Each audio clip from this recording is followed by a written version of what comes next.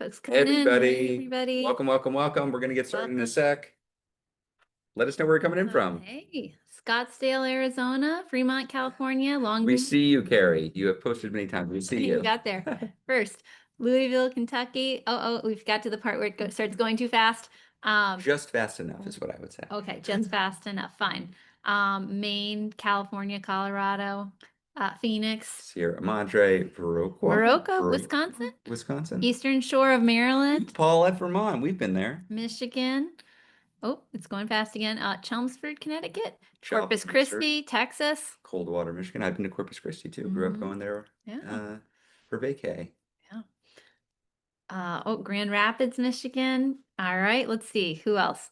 I mean, it's too fast. a lot Too of fast. folks. Pittsburgh. Hi, Pittsburgh.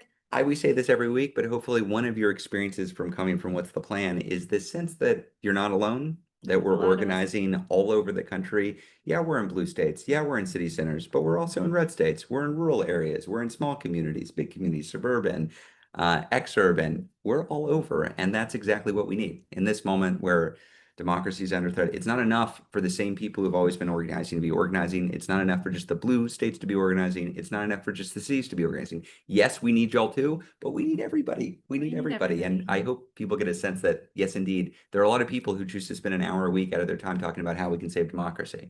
I love that. That's quite inspiring. Okay. All right. Now before we Should we get started? Yeah. Yeah, I think we're gonna have a lot of questions. So why don't we jump into it Okay. and get going, Leah? Okay. Well, listen, before we get started, I do just want to open by talking about the assassination of Charlie Kirk yesterday. Now, we are horrified by this awful news. We don't yet know who was responsible for this despicable act. And I want to be really clear, we do not want folks, this is not the time or place to speculate. One of the first things that we know about political violence is that you want to wait for the facts to come in. So I'm asking folks to refrain from that kind of commentary or questions in the chat. But I want to reaffirm, as we have throughout Indivisible's existence, political violence has no place in a democracy. It is a cancer. It corrodes and poisons everything it touches. We disagreed on every possible level with Charlie Kirk's work and views, and also we have to collectively condemn and react with horror at this killing. And we need to extend our deepest sympathies to his family, his wife, his two small children who were present that day. We have an epidemic of political violence in this country. I know there are people on this call who were friends with and who joined the vigils for Melissa Hortman, the Speaker of the Minnesota House of Representatives, who was assassinated together with her husband by right-wing extremists. In just the last 2 years, we have seen the burning of the Pennsylvania governor's mansion, the attack on Paul Pelosi, the attempted assassination of Donald Trump, the attempted kidnapping of Gretchen Whitmer, and the January 6th attempted coup. There is a bright line. Overwhelming. It's overwhelming. Yeah. It's horrifying. I'm not even covering it all. Right. There is a school shooting that day. Right. Yeah. And there's a bright line in this country. Do you condemn these horrors with your whole chest, no matter the target or the perpetrator? Do you foster and encourage the kind of communities that live their values through nonviolent action? In this indivisible movement, we are people who will condemn with our whole hearts violence, no matter the target or the perpetrator. We know the path forward is nonviolent, peaceful organizing. We want to build the kind of society where no one is afraid of gun violence when they send their kids to school, and no one is afraid of gun violence when they speak on a college campus or at a political rally. Yep. A democracy where all of us belong, all of us are safe to show up and express our opinions and have a voice. We deserve that. Our kids deserve that. So with no further ado, let's talk about how we do our organizing together. Really very, very well said, Leah. And just want to reflect back. I'm looking at the chat as you're talking, and I think I see nothing but plus ones and agreement. I think one of the things we really value about this movement is the strategic commitment to nonviolence. This is how we organize. It is at the heart of everything we do. It is how we believe we should operate in the world, both because that's how we believe we should operate in the world, and also because that's how we believe we will ultimately build the kind of pro-democracy force we need to win and create the society we want to see. So look, it's an honor and a privilege to be among so many people who are committed to those same values. And speaking of those people who are committed to those same values, as Leah said, we organize this not just as individuals in a group chat every Thursday at 3 p.m. Eastern time for What's the Plan. We also organize in our local groups. everywhere. And one of my favorite parts of these What's the Plans is to welcome brand new Indivisible group leaders to the movement, of which there are many new ones every week. And Leah has made me commit to stop building the list of new groups every week so long because we take up all the time. So I'm limited to 10 of the 30 or 40 who newly registered their Indivisible group in the last week. So I'm going to shout them out. Please welcome these brand new Indivisible leaders who are starting new Indivisible groups from, like I said, red, blue, purple states. I'm going in an alphabetical list of states. We've got Alabama, Indivisible Dothan. That's Sam with Indivisible Dothan, Alabama. This one's really cool. Jeffrey with the Arizona Maverick. So there are tons of Indivisible groups in Arizona, but this is a new magazine, a pro-democracy magazine that they're putting together in Arizona that's within an Indivisible group. So check out the Arizona Maverick. I'm very excited for that. We've seen some instances of folks setting up podcasts or folks setting up newsletters through their Indivisible group. I think that's great. I think that's great. We should be informing our communities about what's happening. Laura with East Valley Indivisible in Chandler, Arizona, another Arizona group. Rana in Indivisible Democracy, Empathy, and Inclusion in Newark, Delaware. We've got Sarah with Boone County Resistance Indivisible in Lebanon, Indiana. Very strong network of Indivisible groups in Indiana. I've been out to their statewide convenings a few times. Gordon with Ypsilanti Indivisible in Michigan. Jennifer with 5051 Indivisible Monroe County, New York. What a crossover pair, Leah. 5051 and Indivisible joining together in Brighton, New York. Love to see it. Sid with Read Neighbors Indivisible in Portland. I'm going to come back to Read Neighbors Indivisible in a second because they pulled off something pretty cool that I want to highlight, and it might be informative for everybody else. Heather from Voices from the Mountains, Sevier County Indivisible in Sevierville, Tennessee. William also in Tennessee, Cumberland Gap Region Indivisible, Tennessee. Nancy, and now I've got two bonus. Sorry, Leah, that was 10. Two bonus ones. We've got two international ones this week. Sorry, okay, I've got time to recognize everyone. I do. I'm not like opposed. No, that's to right. That's right. recognizing No, but Leah, I want to save time for the questions. indeed, indeed. Okay, we're going to get to the question. Nancy with Indivisible Milan, Italy. We're in Milan, everybody. We're getting fashionable. And with American Voices Abroad, Berlin. So we're also in Berlin. Love to see it. Love to see the international support. I'm looking forward to seeing a Milan No Kings event on October 18th. Hopefully Berlin No Kings event on October 18th as well. Welcome to the movement. We need you. We want you. We need your leadership. We need your presence. We need your creativity. It's, like I said, an honor and privilege to be organizing with everybody new here. And look at all the emojis y'all are getting. So hope people feel welcomed. We're gonna skip straight to the questions in just a sec. I do want to call out some stuff that we've been seeing coming out of the movement. One, I mentioned Read Neighbors Indivisible, and I found them on Blue Sky. They reached out and they were bragging about engaging in the Signs in Solidarity work. And we've been talking about Signs in Solidarity for a few weeks now, this effort to get businesses to state firmly, we're not welcoming ICE in to terrorize our customers. We are welcoming immigrants in to participate in our economy. And folks have been canvassing their communities, getting businesses to put these signs up. This isn't everything. This isn't suddenly we've saved democracy with this, but this is a concrete way to bust people's bubbles, to get through to people who are not really paying attention to politics, who we need on our side. And Michael with Read Neighbors Indivisible over in Oregon, they were canvassing with a group, I think he said, of 4 people around town, got 25 businesses to say yes to the Signs in Solidarity and putting them up in their windows. How incredible is that? Can you imagine like walking through the community and business after business has this visible demonstration that, hey, we're fighting back against the regime with you. We are with you. We are welcoming members of our community. We're pushing back against the fascists who are terrorizing our community. That's so cool. It is so cool to see that. So if you're wondering if it works, if you're wondering if it's possible, yes, indeed, you too can do this. You can canvass businesses, and if you're getting some roadblocks, if people are telling you no, if businesses are like, hey, I serve Republicans too, or I serve MAGA too, start easy. Start with your lefty bookshop or your lefty coffee shop or your more progressive leaning business. Start there, get them there, and then build up. Say, hey, well, Bob's coffee shop put it up. Why can't you put it up? This is how we slowly bring people into the fold. So really proud of Read Neighbors Indivisible, which literally just registered last week and is already notching wins. Very cool. I also just want to shout out that I'm seeing people in the chat talk about how they are seeing signs for solidarity in different locations, which is also incredible. Shout out to everybody around the country who's been getting those up. When you see those signs in a business, maybe go on in and tell them, hey, I love that you've got this sign up. Ooh, yeah. Maybe get a coffee or get a, whatever they got.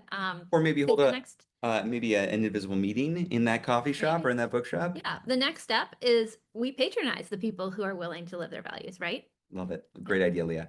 Another event, we did our group leaders call. We do a monthly group leaders call yesterday, and folks from California were talking about a really cool action that they have coming up. We've seen human chain events in a few places. We've seen them in Chicago. We've seen them in New Jersey. This is, I think, a cool tactical innovation that captures people's imagination. It gets a lot of press. It's a good opportunity to break through. And California Strong, Hold the Line. September 27th. This is an event to create a human chain all down the entire state of California. It's a long way. They need a lot of people to participate. It's going to be from 10 a.m. to 12 p.m. on September 27th.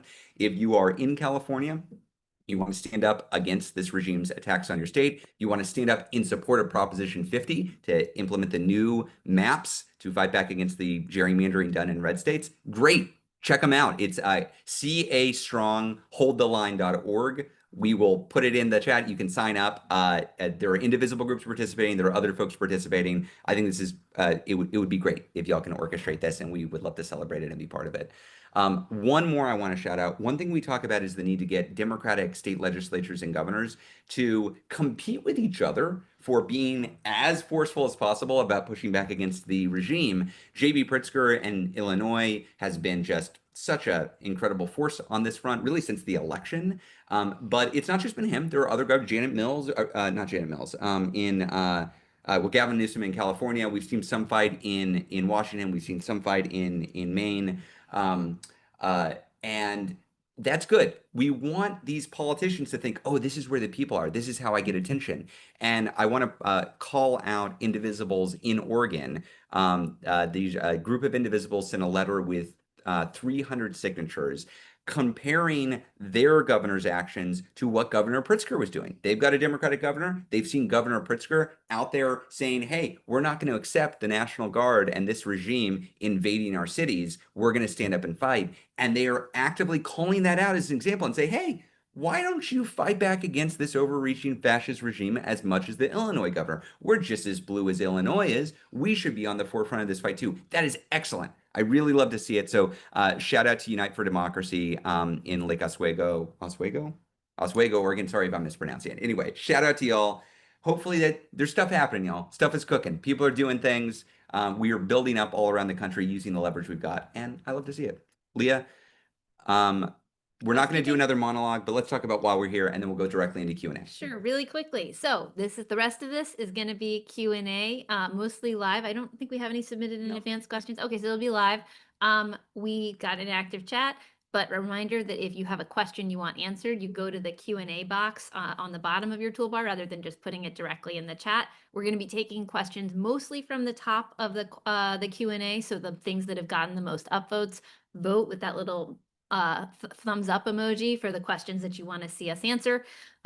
We are going to be, this will be recorded and it will be sent out to everybody who registered for the chat, along with all of the links that we pop in as we go, and all the references around calls to action, resources, etc. So if you miss something because the chat is going too fast, don't worry, you will get it in the follow-up email. Finally, a note on respect. This is a call where we talk about a lot of heavy stuff, a lot of incredibly personal stuff. We are all moving through an extraordinarily hard time for our country, for our society, for our neighbors, for our families. And it is natural that people are processing everything that means for them. That is normal, and we're in it together. The way that we organize collectively is we do that with respect for each other, with care for each other, and we really ask that folks keep the chat box constructive and really oriented around how we move together as a movement. And just as a reminder, there are sometimes right-wing trolls who show up, right-wing provocateurs. We really want to make sure, do not engage with folks who are offering provocative stuff in the chat. We will take care of it.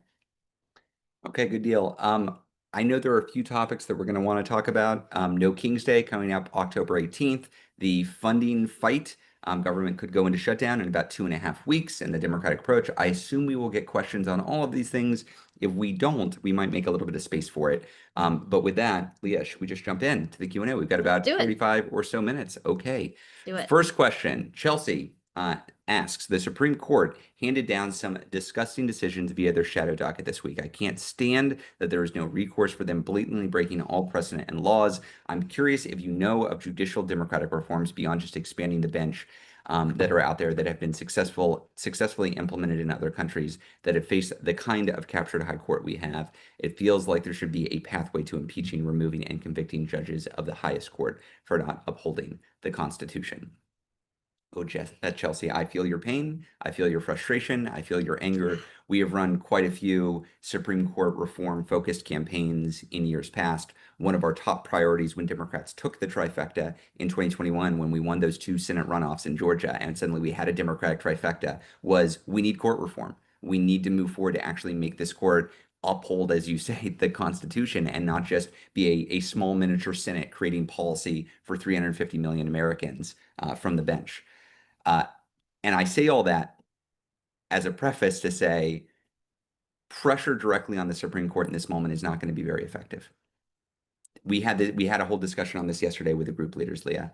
And I think there are a lot of folks around the country who are seeing them systematically empower this would-be fascist to trample the Constitution and engage in illegal and unconstitutional acts, which suddenly, because they are the Supreme Court, become constitutional because they say it is. There are practically no ethics requirements for the Supreme Court, and there are no systematic ways to remove a Supreme Court that doesn't require you to go through MAGA senators. And MAGA is not going to allow you to do that. So the question for us right now is, in my mind, there are a lot of bad things, both in terms of policy and in terms of institutions, that we need to address. Some of those things can't systematically be addressed until we reclaim power, until we convince the American electorate to give reformers enough power to change the system. And that's not plausible at the scale that we need it until at least 2029. That's the first possible opportunity for a reform-minded trifecta when it comes to the court. Right now, the vast majority of our effort is focused not on the long-term fight, which I think is really important. And as a policy nerd, I'm really interested in. Leah and I wrote an entire book on how to reform American democracy after Trump, which includes, as I think the second set of recommendations, how do you address the court? How do you reform the court? And we're not going to have the power to implement any of that for at least 4 years. Not on the table. Right now, what we're focused on is how do we live to fight another day? How do we ensure that we have fair and free elections next year so that we can reclaim power? How do we avoid this regime concentrating power in its own hands and attacking our institutions around the country? And how do we build public support for the kind of reforms that we're ultimately going to need? What I would say is if we make it out of this period with a republic, if we do not descend fully into an authoritarian regime as the standard way that we are governed, what we should not do is say, well, back to normal. We're just going to warm over the policies from 2016 or 2020, and that's the agenda because we got through that. If we make it through this period, our framework should be post-Civil War reconstruction. Our framework should be post-World War II, massive investment in our democracy and in our economy. We should be looking for how do we reconstruct our democracy and our society after having survived this all-out assault. And Supreme Court reforms need to be high on the list. And currently, the Democratic coalition is not aligned on what those reforms should be. Leah, I can't have it. That I said no monologue, and I just led with a monologue. Okay, I'm done. Okay. Pretty comprehensive coverage. I'm just going to put a fine point on that currently not aligned piece. Like, we're not even close to having alignment on the basic need to expand the court, or right? To like reform the court so that it is not dominated by the stolen MAGA seats and by MAGA capture. We don't have alignment on that. Even after everything we've been through, even after the ways in which this court is rubber stamping Donald Trump's agenda, is enabling fascism, is enabling racial profiling, we don't yet have that basic alignment within the Democratic Party. And this is exactly the kind of thing that if you've got Democratic electeds, you need to get them to understand that we're in a different era and they have to like move with the times on this. So it's not, I wish we could say there's an immediate action item, but the slow work of moving your Democrats to recognize that we are in an emergency continues. Does. Okay. More to come on that.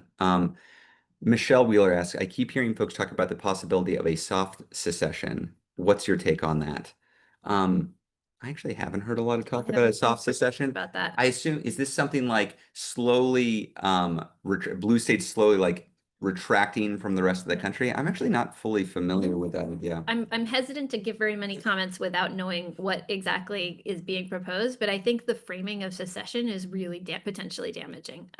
Because fundamentally, we're actually, one, we're here for everyone in this country, right? There are people who are incredibly amazing people in red areas who are doing their very best under conditions that have looked pretty authoritarian for a really long time, to try to protect each other and protect their communities.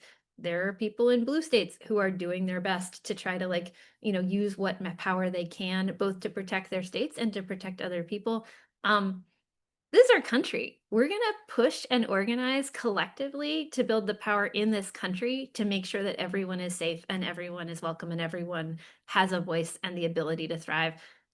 I'm not, I think that there are questions about how do blue states use their power to best advance that goal. Mm. But I think that any framing that suggests that anything other than all of us joining arms together to get to something better is an option is off the table for me.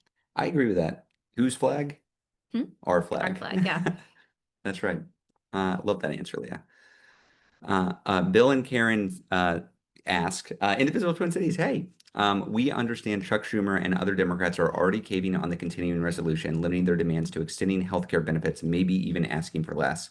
Democrats cannot concede before even beginning negotiations with Republicans. Should Indivisible have a coordinated set of demands for local groups to present to senators? And has such a list of demands been prepared?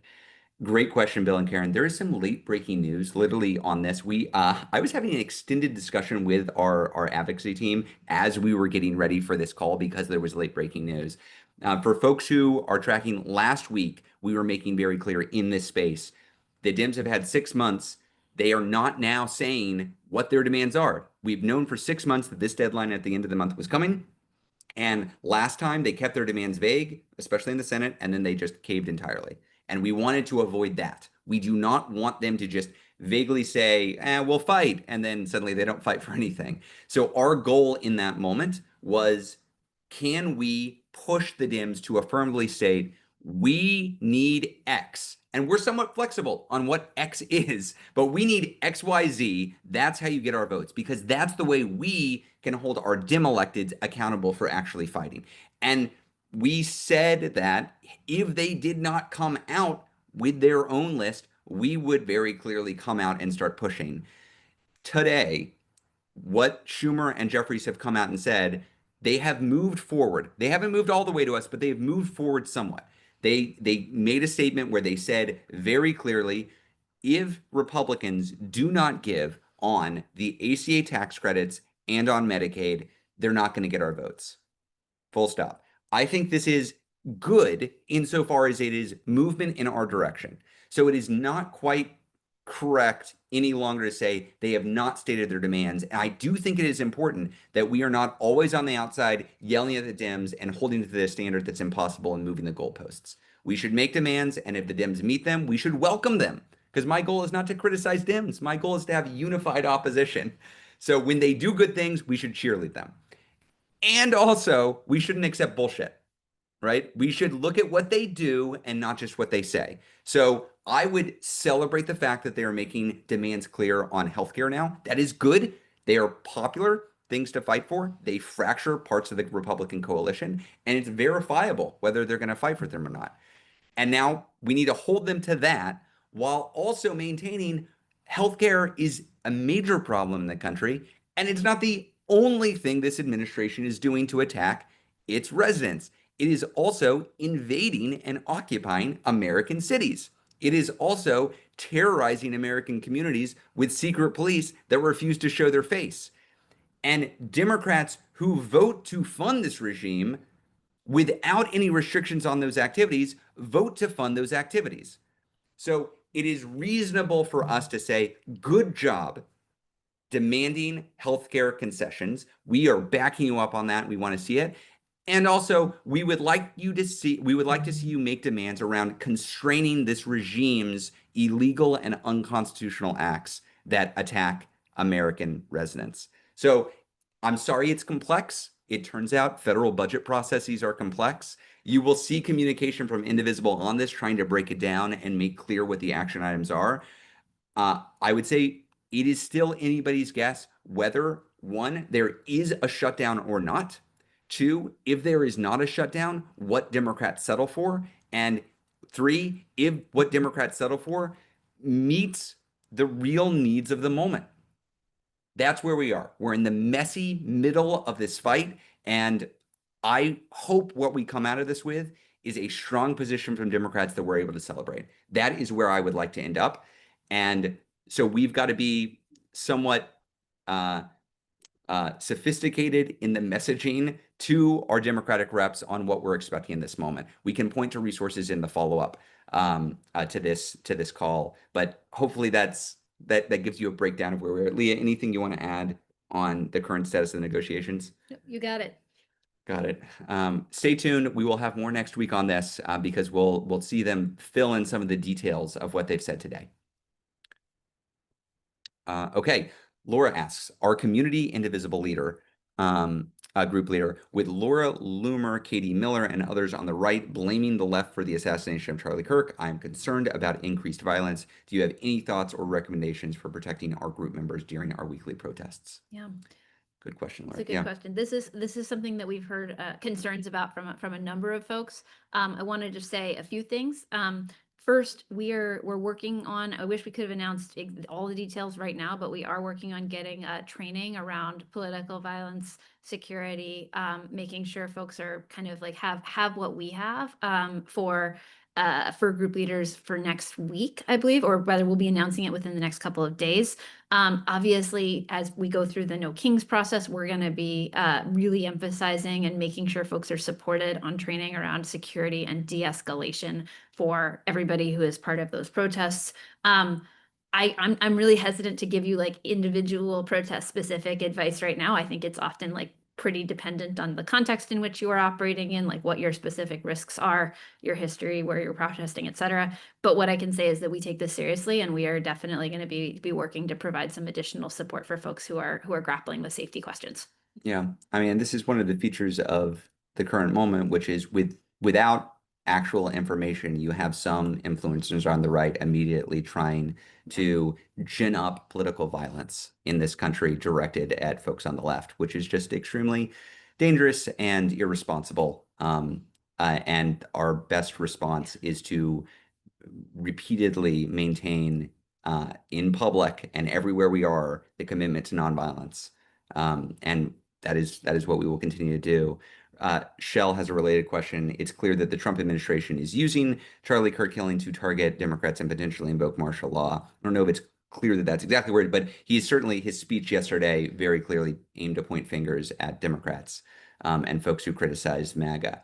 Goes on, if that occurs, will national call for public to immediately mobilize in the streets? And if not, why not? Yeah. So just totally honestly, I am not going to speculate on the sequence of events right now. I think that in a situation like this where stuff is moving pretty fast, it is super unhelpful to try to be like, if this, then that, because there's so much that's specific about the context. What I will say overall is that we've been clear for a while that Donald Trump's ultimate goals involve kind of, capitalizing on weaponizing issues like crime and immigration to try to amp up authoritarian control and consolidation and deploy folks like the National Guard and amp up ICE presence in blue cities. We know that a lot of these things are part of an ongoing authoritarian playbook, and we know and have been supporting folks in those places to protest, to push back, to organize. And so I don't want to say if this, then that, but obviously if there is a moment where there's an escalated political repression, then we're going to be organizing, and we're going to be in really close touch with you at every step of the way. Mm-hmm.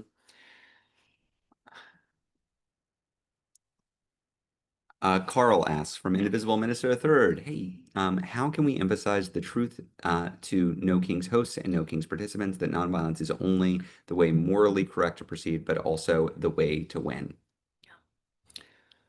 Yeah.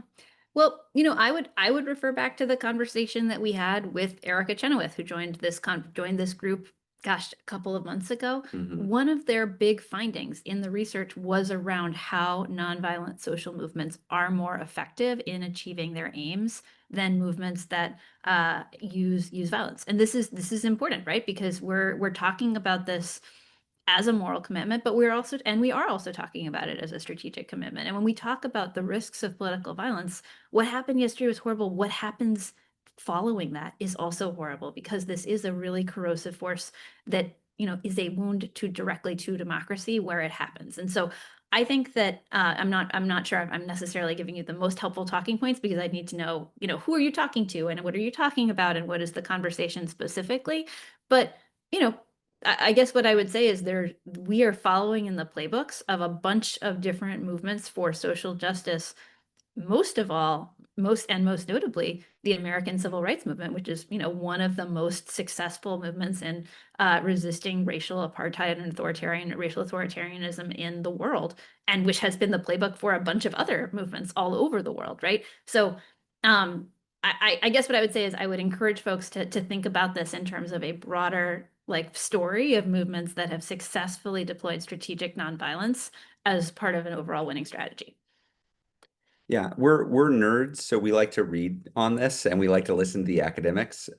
And if there is interest in putting together some resources on what is the theory behind strategic nonviolence, we can make some recommendations for both books and shorter readings if that's something that would be useful for convincing other people. Not only should we do this, but like this is how we win. This is why we are doing this.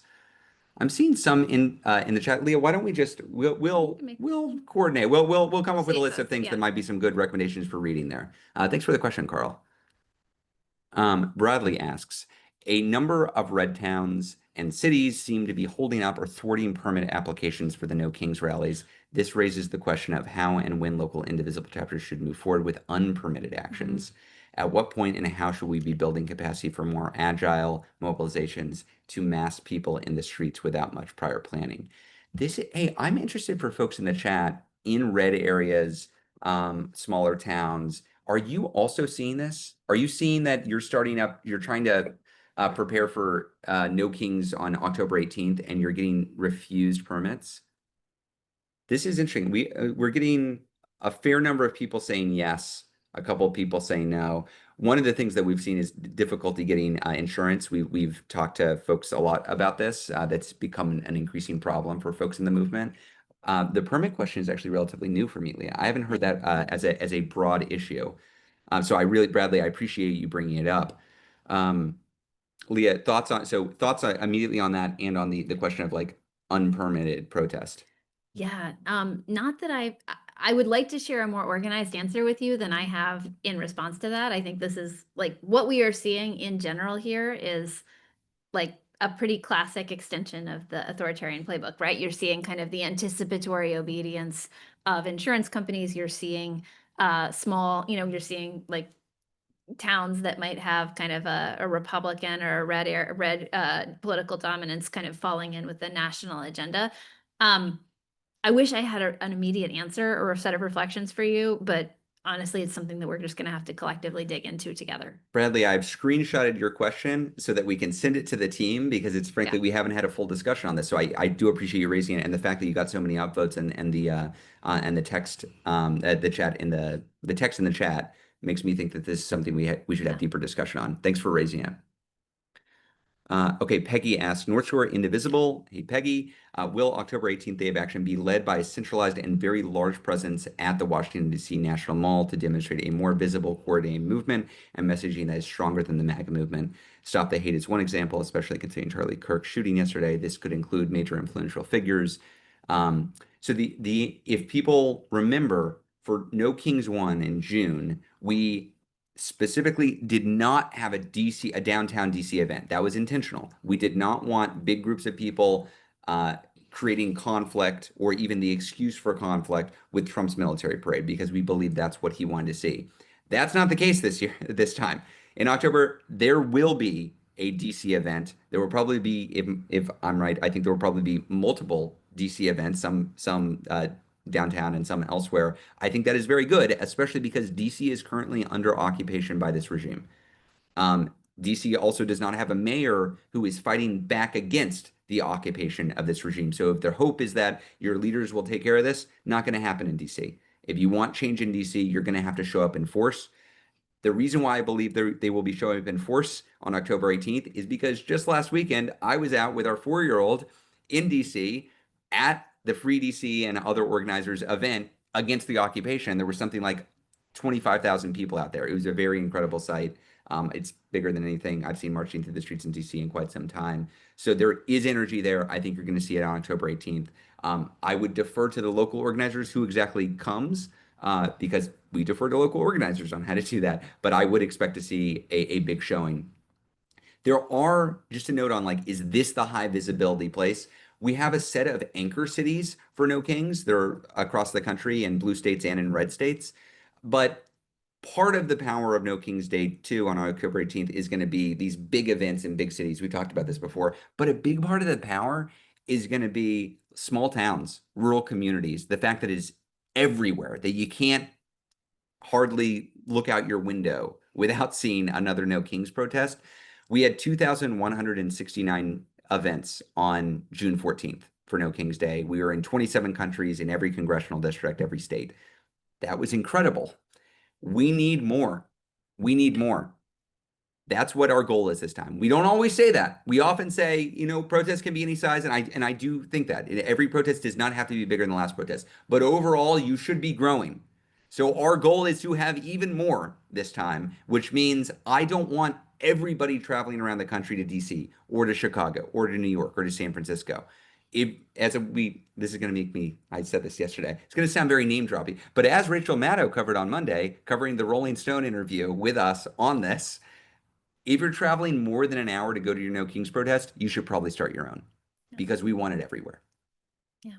One other thing I will just note and shout out in the comments if this is you, but one thing that's been really cool is seeing people who signed up to host their first hands-off protest or their No Kings protest in their town.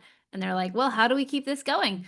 We're going to form an Indivisible group, right? Because every time we do a new leaders call with folks who have just joined, a hefty number of folks came out of organizing that protest. And so there's real value in, you know, even throwing up a protest in places where you might not get, you know, the giant drone showing the like massive crowd size, because it starts to create that hub of organizing and that hub of community for people who might otherwise just feel alone and atomized. Yep. Great. Good question. Okay, Roger asks, how about an update on how 1 Million Rising is going? Any lessons learned so far? So for folks who are tracking, one of the main action items coming out of No Kings 1 was funneling folks into 1 Million Rising trainings. And these are trainings on strategic non-cooperation. We worked with authoritarian expert Maria Stefan and others on these trainings, and it was a 3-part training that then led to tactics.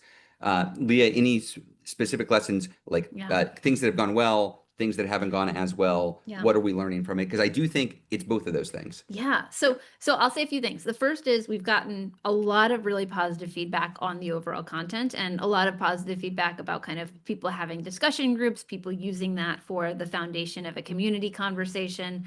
I know that since we've started talking about this, a lot of people have really appreciated that we're stepping into unfamiliar territory in some ways, right? Like we have historically been oriented around kind of advocacy targeted at our elected officials. And we're talking now about how do we leverage our power in relation to our local house of worship, in relation to our university as consumers. This is as like members of a professional association. These are like big jumps. And I've seen both some really inspired and cool stuff. And I've also seen some people who've said we're going to need some more help figuring out the campaigns, the containers, the ways that we organize ourselves to really go hard in this space. So we've had a couple of kind of big national campaigns that have been come out of this and launched along with it. The Avelo Airlines work, which was, just to be clear, picking up and scaling up and throwing in on the work of a bunch of really great organizers around the country, including many indivisible groups, on boycotting Avelo Airlines. which is if folks don't know, a commercial airline that has also been doing deportation flights for the administration. Mhm. Great work there. We talked about signs for solidarity here. I think we're both hearing some real success stories, and we've gotten some feedback. I folks in the chat noting that the signs take a lot of black ink to print out. I see you. I hear you. Thank you for that feedback.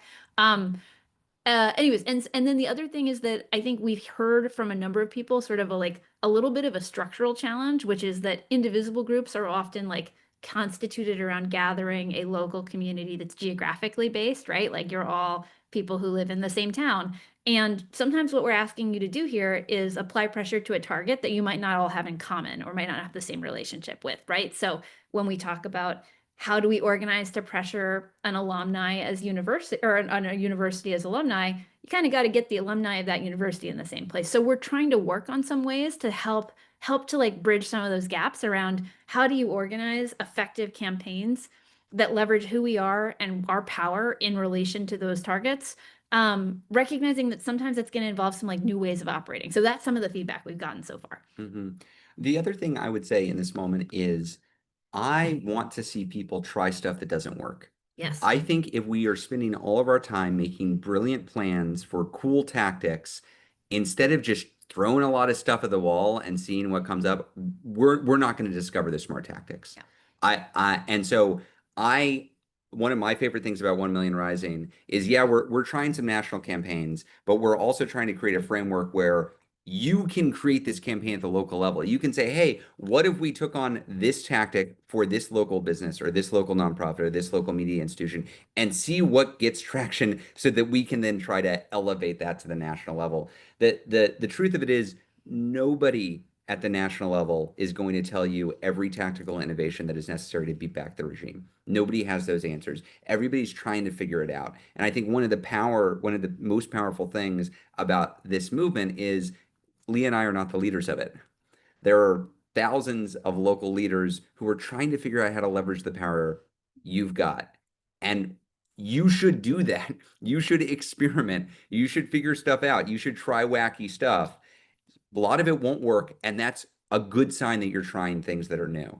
I think Signs and Solidarity was a little bit of a leap for us. It's not the kind of engagement that we normally do. We're not normally pressuring businesses, but to see people say, "Oh, I saw a sign in the window, and I had a conversation with a business, or we got a recruit because somebody saw our sign and they came to our meeting." That's awesome. That is great, and it's I think that kind of innovation is going to be necessary if we're going to really build the movement. Because while I love a good national march, while I love a good national protest by No King's Day, we're not going to win this just by big nationally coordinated protests, once every month or two. We're going to have to keep on building and innovating to get there. So if you have ideas and if they are taking off, let us know. Let your organizers know so that we can elevate those things, like we did today on the Human Chain event, on the California event. We like that kind of stuff. Kenneth asked, what's happening with putting extreme pressure on Democrats to take strong stance on the budget bill at the end of September? Our group really liked Elizabeth Warren's proposal to insist on restoring funds to Medicaid. Is there any movement on this specific proposal? We already covered this a bit, but just to say, Warren came out, Warren's always got a plan, right? And she had a plan for this. She came out early and she said, the cost of my vote for this funding bill, restore the Medicaid cuts. I think it's a brilliant ask. I think it's a great ask. Republicans are nervous about the Medicaid cuts. Rural hospitals around the country are closing because of the Medicaid cuts. Their constituents don't like the Medicaid cuts. It's simple to explain. Great ask. What we heard from Jeffries and Schumer today was they had a two-part ask on healthcare. They said, we want the ACA tax credits extended and we want the Medicaid cuts restored. At a 30,000 foot level, I like it. I like that as a healthcare ask. That sounds pretty good. And then the devil's in the details, though, right? How long are you extending the ACA tax credits? Are you just doing it beyond the midterm so Republicans don't face a penalty? When you say restoring the Medicaid cuts, what are you actually talking about here? Like, at what scale? Is that a first level demand? And will you really walk away from the deal if they refuse to meet it? So I think there are questions. I like that demand. And I like that Schumer and Jeffries did state that this is part of the demand. So again, credit where credit's due, and we should celebrate this. And trust but verify. We should keep on pushing, and we should hold them to this commitment to fight for this. Because if we have leadership that's willing to fight back against the regime, I'm on board. I'm fully on board. I will 100% back that leadership. But if they refuse to actually fight back, we cannot be beholden to the leadership that has failed us. We should be willing to say, okay, now's the time for a change. And that's our role because we're not an arm of the Democratic Party. I'm not trying to get dinner with Schumer or Jeffries. We are trying to fight for our democracy and against this regime. And that's the role we get to play as a movement across the country fighting for democracy. We get to say, this is what we expect from you. You figure it out because y'all are the leaders who need to do that. So try to maintain both of those things. It's not that we have any a desire to remain in a criticism posture with the Dems. We have a desire to see Dems unify and fight back. And when they do it, awesome. Let's celebrate it. SL asks, we're asking our Democratic members of Congress for a bill that keeps Trump's chaos in check as a condition for passing the budget. But what specifically does that look like? Even for the current budget, Trump is cutting what he wants and illegally redirecting money from other budgets to hurt people, and the law hasn't stopped him. Leah, I keep feel like I've been talking a lot, but do you want me to talk about rescissions? I'm the budget nerd guy. So my background before Indivisible, I was an advocate, anti-poverty advocacy guy. I was in tax and budget. So sorry, Leah, you take the rest of these. But I know, but I do want you to answer that. So just quickly, specifically on this, what you're pointing to is the danger that Trump is there's rescissions and impoundment. Impoundment is saying, well, I'm just not going to spend those funds that Congress appropriated for some items, and rescissions is you cut some deal and then you go back on the deal effectively. And Trump has been threatening and doing both of these attacks on the federal budget. The answer is impoundment is illegal already. He should not be doing it. And so passing a law that's saying something that is illegal is still illegal. Like what is the point of that? And also we got to do something. And on rescissions, there's not some foolproof plan that you can put into place that will just entirely stop Trump's bad behavior. There's not some legislative language that will suddenly make Trump be a good statesman. That's not in the cards. What you can do is demand language that gives the courts some ability to rule against the regime. That's what you can really do.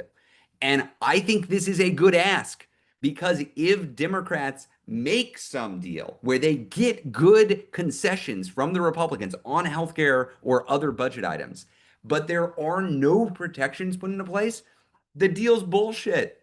It doesn't matter because Trump is just going to go off and do what he wants. So I think, SL, this is a good question. It's very in the weeds, and so it makes for somewhat of a difficult campaigning issue. But for Democratic negotiators, if they come out with some deal and there's no rescission language in it, I think we call bullshit. I think we say that's not you. You didn't actually play hardball. They gave you something, or they committed to giving you something that they never intended to deliver, and that's not a good deal. And that is part of our role, not me and Leah's only, all of our role as advocates, as people, especially with Democratic representatives and senators. We should be saying, well, obviously you got to include this in any deal. And if you look at Indivisible's resources, we get pretty specific on what we think would make for a good deal and some recommendations on talking points that you could use with your own representatives and senators. I think that both Jeffries and Schumer understand that their constituents expect a fight right now, that they need to at least be seen fighting back against the regime. That's good. That's not where they were 6 months ago. It's still a question of how does that materialize in their negotiations? We don't know yet, which means we need to maintain the pressure. Last thing I'll say, and Leah, you talk for the rest of this. Part of maintaining that pressure is making clear to them that 2.5 weeks after this funding fight on October 18th, there are going to be between 5 and 10 million people out in the streets. If we're in the middle of a shutdown because Democrats are fighting back against the regime, those 5 to 10 million people are going to be celebrating that Democratic opposition. We are going to be cheerleading them. It's going to be incredible. They're going to have the wind at their backs. And alternatively, if Schumer leads the Democrats to surrender like he did in March, those people are not going to be celebrating him. They're going to be demanding new leadership. They're going to be demanding a Democratic Party that actually fights back. And the choice is theirs, how October 18th lands in this country. And they should factor that into their political calculus for the next 2 weeks as we discuss the funding bill. Okay, Leah, now you're really going to take the next. Okay. Okay, when we defeat Trump, can we get a constitutional amendment requiring Congress to make policy based on, or at least consistent with, scientific principles and evidence? Oh, I think I understand where your frustration is coming from. I really do. I also think that if we've seen one thing that is terribly painful about this entire process, it's that scientific principles and evidence are in the eye of the beholder, and what matters is which beholder has political power. Um, I think we have a wholesale reconstruction of the federal government that is going to have to happen after, in a the after this administration, because we've lost just unfathomable amounts of capacity of dedicated government servants, people who are working on everything from cancer research to keeping our food and water safe, to the list, to special education. The list goes on, and that a lot of that capacity like cannot be replaced or cannot be simply put back together again. It's going to have to be rebuilt from the ground up, and that's horrifying. I think that the emphasis there is going to have to just start with how do we construct government in a way where it really, really delivers for people in tangible ways that they see and they experience in their life? Because, we're in this moment that has been building for a while where a lot of people don't have faith in government, don't have faith in the political system, don't experience it as delivering for them. And there are all these ways in which government was quietly doing things that we relied on all along, right? Humming along on the next generation of research, keeping our food and water safe. The list goes on. And as those things are being ripped away, we have to like communicate to people what has happened, and we have to get ready to like rebuild that. And the fact that we need to bring them back, and we have to rebuild that capacity. I don't think that necessarily the appeal to like, the idea of kind of the appeal to experts is a big part of the messaging or the framing of how we get there. Just quite candidly, we don't necessarily have the political consensus in this country that's like, oh, let's put it in the hands of the experts and they'll take care of it. What we need to do is concentrate on our appeal in like what we will actually do and deliver that will make people's lives safer and better, and make their kids' lives safer and better. And so I hear you. I hear your frustration. I share it. And also, when I think about how I would message what a future policy agenda is, I really want to focus on how is your life going to be different under governance that cares whether you live or die. Hmm. Does that make sense? I don't know. It, It's it like makes there's it so much makes a there's so ton of much sense. in that question. You know, And I mean, I think the fundamental problem is like people don't like our democracy, our democratic institutions are no longer reflecting the will of the people and are not delivering for people. right. And so broad swaths of the American electorate have lost faith in democracy itself and in our institutions. Yeah. And in addition to that, they don't like the Republican Party and they don't like the Democratic Party. They Right. don't trust our politicians with a few exceptions. Bernie Sanders is trusted and Yeah. maybe AOC and a couple of others. And how do you push back against that and Yeah. build a society that it can actually deliver for its people? I think you have to not just have the right policies, I think you have to build trust that you're not full of shit and Yeah. that what you're promising is actually going to become reality. Yeah. And also, this is all in the space of what do we do in 2028? Yeah. And right now, we're in the space of how do we prevent a fascist takeover of our government now? Yeah. I do think it also, I just want to pick up on that Yeah. because I do think this goes to the core of like something really complicated about this moment and this movement, which is that we've got some people who kind of come to the anti-Trump movement from a sense of like, we've got to save democracy, we've got to protect democracy, we've got to fix, the things they're breaking. And we've got some people who were pulling in, hopefully more, who never had any faith in those systems or those institutions to protect them or deliver for them for in the beginning. And like, we have to hold this complicated balance of the people who are like coming in from kind of a preservationist place and the people who are coming in from a like, I don't even care. I don't even care about any of this because it's never delivered for me. And build a frame that makes both of those people feel like what's ahead in the future is going to be better.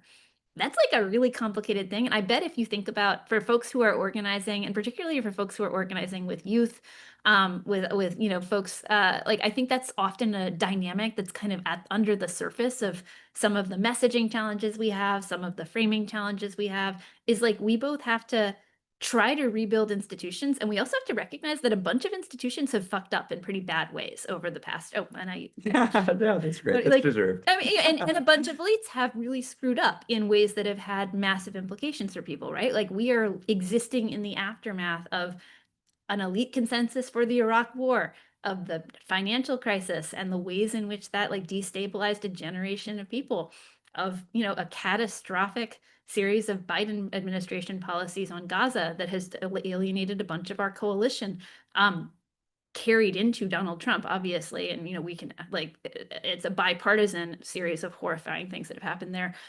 These are like ways in which the mainstream political ecosystem has not reflected things that people want to see and they have felt unheard. And we have to figure out ways to like bring them back into the coalition that involve acknowledging both that like you may have well had reasons to not trust the existing system and we can together build something better. Hell yeah, Leah. Hell yeah. That is a lot of thoughts. Also, you didn't expect that when you just asked for a constitutional amendment. This was a little bit of a peek at our dinner conversations when the kids aren't screaming. Yeah, these are the kinds of things we discuss. Okay. Melissa asks, Melissa from Carson City, Nevada. Know this has been brought up previously, but we really need some guidance on insurance requirements for events, or they will cease to exist. When obtaining a permit for public events, we are being asked to provide insurance. Unfortunately, every insurance policy states it will not cover political protest rallies or marches. We need to find a solution for a solution for this problem ASAP. Melissa, I wish I had better news for you other than we know this is a problem and this is a problem. We are confronting this ourselves. This fits squarely in the space of obeying in advance, of institutions choosing to be extremely cautious and avoid in any way possibly pissing off the regime, and so not engaging in any activity that could be perceived as assisting in the opposition. And so we are seeing insurance companies refuse to sponsor any sort of peaceful political protests, which means those peaceful political protests can't get permits, which means those peaceful political protests cannot happen, which means the regime can build the sense that nobody is against it. This is bad. This is bad. And I would like to say, and we've got this cool, neat plan to provide insurance to all protests, and we don't have that yet. We don't yet have that. We are wrestling with this problem. You are identifying something's real, and it is part of organizing in an actual authoritarian breakthrough moment. That is the reality. It is a hard feature of this fight right now. Leah, anything else on that? We covered it in the group leader call yesterday too. I hate it. I hate that it's a problem that we don't have an obvious solution for. Catherine Riss, can you please advise us how to get progressives, pro-Palestinian indivisibles to work with and preferably join up with regular indivisibles? I would start by a little bit poking at the framing there, because I would say, and what I've seen based on engaging with our movement, is that the vast majority of indivisibles want the war to end, want the genocide to end, want human life to be respected, want peace and lasting dignity and justice for folks in the region. And I think that we can collectively tell a story that includes people who need to see that. And one comment that I often get from folks who are organizing is sort of like, where are the young people? Why aren't they showing up to the protest? And I think we got to take a step back there sometimes when we ask that question, because there's been a really vibrant movement of young people organizing and doing an incredible amount of work over the last couple of years within the pro-Palestine movement, who have been really harshly repressed, right? Campuses have cracked down on those protests in ways that they have absolutely not done for other causes. There have been all kinds of social, professional consequences for folks who've spoken out, all of the above, right? I think we can tell stories collectively under something like the No Kings banner that bring together the things that we need to see different in this country and in this world, right? No kings, no raids, no wars, right? We can actually tell the story, no cuts. Like, we can tell the story of what they are doing as a collective assault on our values, on our, on our people, on our neighbors. That can come together if we actually do that work to build the story together. Indeed. We are at time, Leah, now. I do just want to say it's been a hard week. Yesterday was it was really horrific. There are times when it's very clear that the moment we're organizing in is not a normal moment. We're not just fighting for education policy or climate policy or tax policy. We're not just trying to do good civic education. We're trying to protect our families and our communities and our democracy itself. And being able to come here with you all every week with people who are committed to strategic nonviolence, to peaceful protest, to organizing, to empowering people is it's so encouraging. It makes me feel really rooted in something real that we are doing together and that we're part of a solution, as hard as it can be, as difficult as it can be to see where ultimately this is all going. The one thing that I know is that if we don't have this, we don't have a chance. That the pathway to actually getting to where we want to go is everybody on this call, everybody organizing all over the country. That's what has always worked. That is what is going to work. And I've said it a few times. It is a privilege and an honor to be part of this movement with y'all. And we're committed to being here as long as people are organizing to do it. Leah, any No? closing thoughts? Well, that was the plan. With what's the plan? We will see you again at 3 p.m. Eastern Time next Thursday. We will continue pushing out No King's Day preparation October 18th. Please spread the word. The last survey asked you about how can we spread the word more effectively. We got hundreds of responses. I will follow up with a summary of all of those. We read through them all. The next survey that's going to come out right after this is specifically on the funding bill and our orientation towards the Democrats and Democratic leadership. We're looking to get information that we can pass on to Capitol Hill and say, hey, here's what we heard from our movement. So if you fill this out, let us know the orientation that they should have, and we will helpfully pass that on to hopefully stiffen their spines. Until next week, that was the plan. This is Leah. I'm Ezra. We will see you next week. Appreciate you all. Thanks, y'all. Bye.